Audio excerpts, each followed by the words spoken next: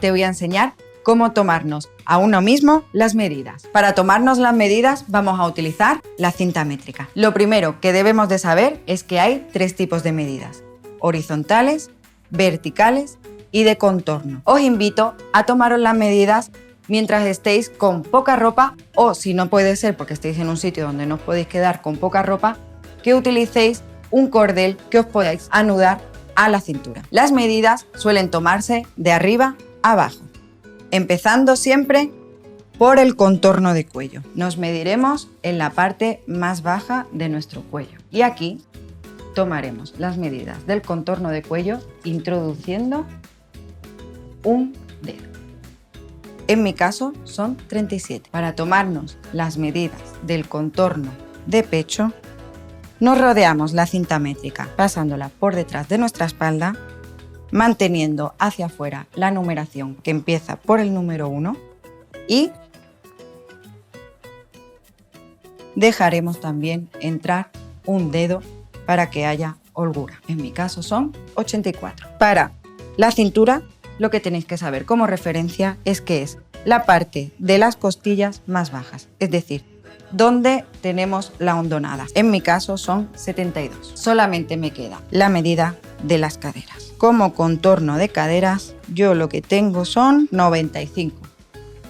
Recordar el dedito. Cuando vayáis a medir vuestro contorno de caderas, debéis de tener muy en cuenta los glúteos. Siempre, siempre, siempre que la cinta métrica pase por encima de la parte más ancha de vuestros glúteos. Una vez que hemos terminado con las medidas de contornos, voy a pasar a mostraros cómo me mido yo las medidas horizontales. En este caso, solamente voy a necesitar el ancho de hombros. El ancho de hombros se toma desde la espalda.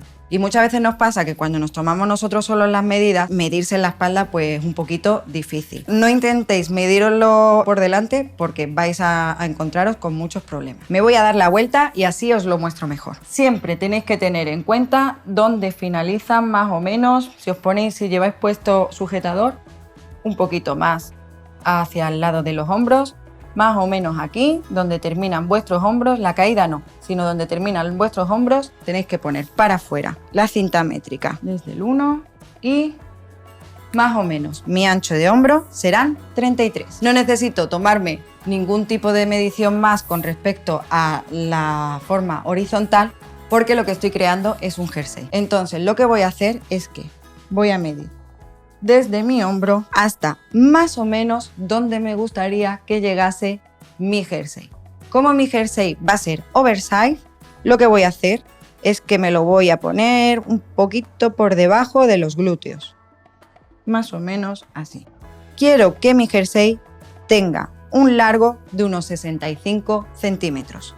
Pues ya sé que lo que voy a tener que hacer es crear una cadeneta que cuando les haga las primeras puntadas en esa vuelta van a tener que tener más o menos una largura de 65 centímetros. Una vez que me he tomado la medida de todo mi cuerpo, no debo de olvidar que hay una medida súper importante y que en verdad debería de haber empezado por ella, pero he decidido dejarla para el final porque tengo algo muy importante que contar. El largo que debe de tener todo el tejido de la pieza del cuello debe tener unos 8 centímetros o 10 centímetros menos de nuestro contorno de cabeza. De esa forma, esos 10 centímetros de más siempre los podrá estirar.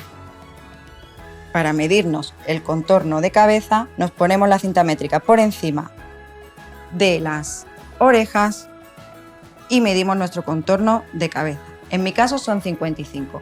Si recuerdo cuánto tenía de contorno de cuello, que son 41, son 14 centímetros lo que lo diferencia. Es decir, crearé el contorno de cuello de unos 45 centímetros más o menos.